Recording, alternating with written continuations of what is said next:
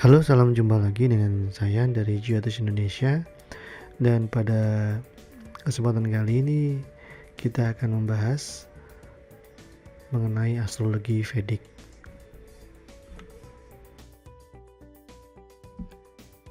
Apa yang dinamakan dengan astrologi Vedic adalah merupakan salah satu cabang dari keilmuan yang dinamakan Jyotish. Jyotish itu sendiri memiliki arti harfiah adalah cahaya. Dengan keilmuan Jyotish ini, kita bisa mendekod atau menjabarkan rangkaian informasi yang ada di alam semesta menjadi sebuah informasi yang bisa kita manfaatkan untuk membuat kehidupan kita menjadi lebih baik. Di dalam keilmuan Jyotish ini ada beberapa varian atau beberapa turunan, antara lain adalah muhurta, astrologi yang akan kita bahas pada bagian kali ini, Ayurvedic, Marma, Palmistry, numerologi, dan Pancanga. Ada beberapa bagian dari hal-hal yang tadi sudah saya sebutkan yang mungkin pernah Anda dengar. Misalnya astrologi, Ayurvedic, kemudian Palmistry, numerologi, dan lain sebagainya. Ada sebagian yang lain, misalnya muhurta. Ini adalah sebuah teknik pencarian waktu-waktu yang terbaik untuk melakukan suatu kegiatan. Kemudian marma adalah teknik pengobatan atau healing dengan menekankan pada suatu titik-titik tertentu. Kemudian pancanga adalah merupakan teknik sejenis muhurta yang digunakan untuk mencari waktu-waktu yang paling pas dalam kita merencanakan atau melakukan suatu kegiatan tertentu. Titik fokus pada astrologi Vedic adalah melihat posisi konstelasi dari planet-planet yang mengikuti pada saat seseorang itu lahir sampai dengan meninggal dalam satu siklus. Di dalam astrologi Vedic ini sangat berhubungan erat dengan masalah spiritual.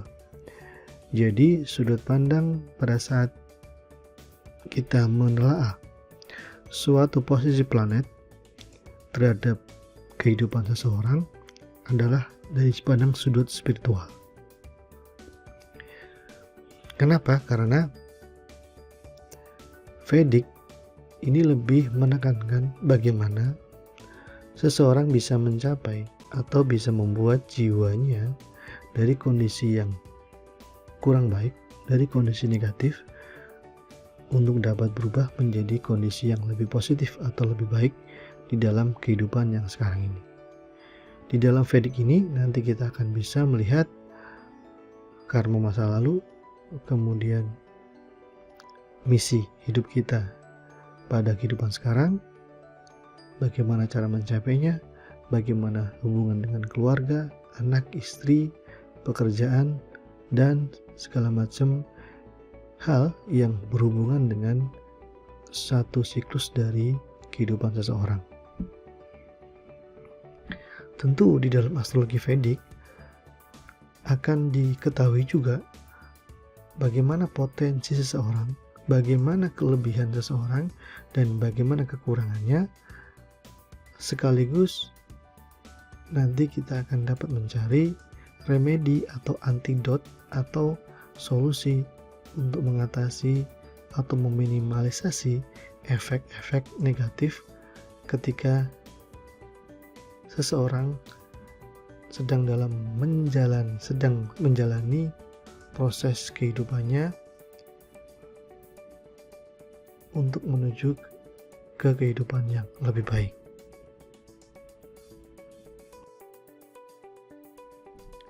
Sebelum kita mempelajari lebih jauh mengenai astrologi Vedic, ada beberapa istilah yang nanti akan sering kita dengar dan kita gunakan di dalam melakukan penelaahan atau penjabaran dari chart-chart yang muncul pada saat kita mempelajari astrologi Vedic. Yang pertama adalah house atau bhava. Jumlahnya ada 12. Seperti yang terlihat pada chart di samping kiri ini, kita bisa melihat 12 house yang masing-masing house atau bhava tersebut merepresentasikan suatu hal tertentu.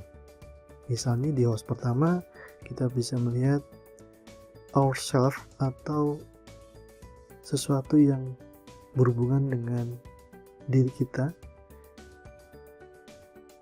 tampilan fisik, kemudian karakter, dan lain sebagainya. Di house kedua nanti kita bisa melihat